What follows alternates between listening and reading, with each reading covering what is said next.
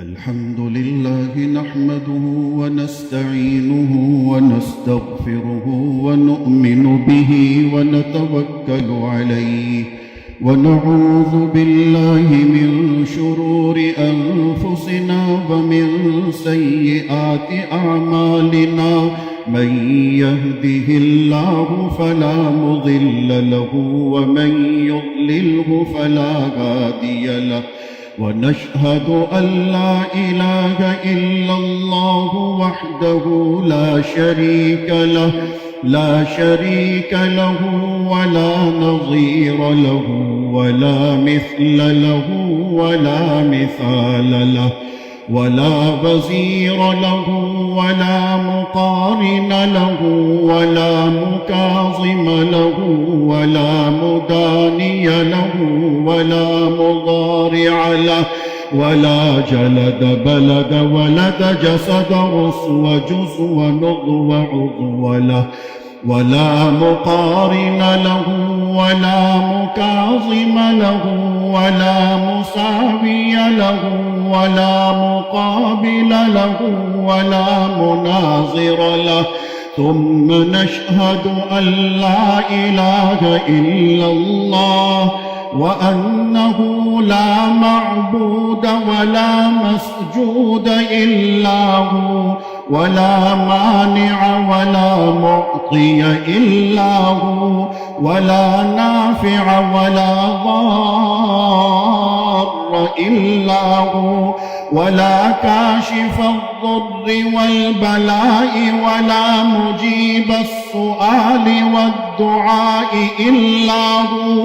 ولا ناصر ولا نصير ولا قادر ولا قدير إلا هو ثم نشهد أن سيدنا وسندنا ونبينا ومولانا مؤيدنا مخدومنا منظومنا معصومنا مقصومنا مقصودنا أجدر الخلق جديرنا أعظم الخلق وأشرف الخلق وأحسن الخلق وأجمل الخلق وأكمل الخلق وأنور الخلق من الحسن والصدارة والولاية والحكاية والعناية والهداية والأمانة والإمامة أعلانا فأجلانا فأتقانا فأزهدنا فأرفقنا فأنورنا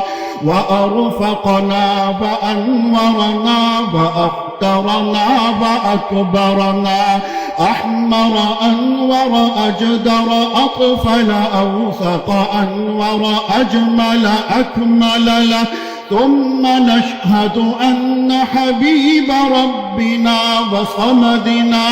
محبوب جدلنا ونزلنا ووصلنا إيماننا مبين فرقاننا هادي سبيلنا رونق جدراننا هو عدوة نظمة قدوة رتبة أسوة حسنة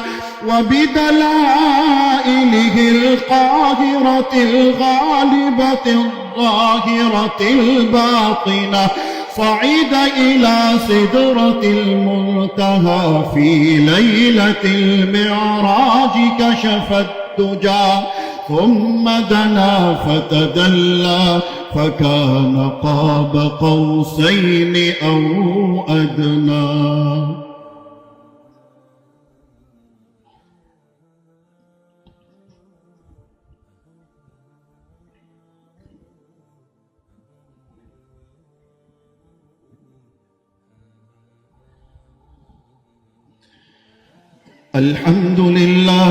الحمد لله نحمده ونستعينه ونستغفره ونؤمن به ونتوكل عليه ونعوذ بالله من شرور أنفسنا ومن سيئات أعمالنا من يهده الله فلا مضل له ومن يضلله فلا هادي له ونشهد أن لا إله إلا الله وحده لا شريك له ونشهد أن سيدنا وسندنا ونبينا ومولانا محمدا عبده ورسوله أرسله بالحق بشيرا ونذيرا وداعيا إلى الله بإذنه وسراجا منيرا وصلى الله تعالى على خير خلقه محمد وعلى آله وصحبه وبارك وسلم تسليما كثيرا أما بعد فأعوذ بالله من الشيطان الرجيم بسم الله الرحمن الرحيم إن الله وملائكته يصلون على النبي يا أيها الذين آمنوا صلوا عليه وسلموا تسليما اللهم صل على سيدنا محمد وعلى آل سيدنا محمد بعدد من صلى وصام وصل كذلك على جميع الأنبياء والمرسلين وعلى الملائكة المقربين وعلى عباد الله الصالحين خصوصا على سيد المتقين والأبرار صاحب النبي في الغار والمزار أفضل الصحابة بالتحقيق خليفة النبي بلا فصل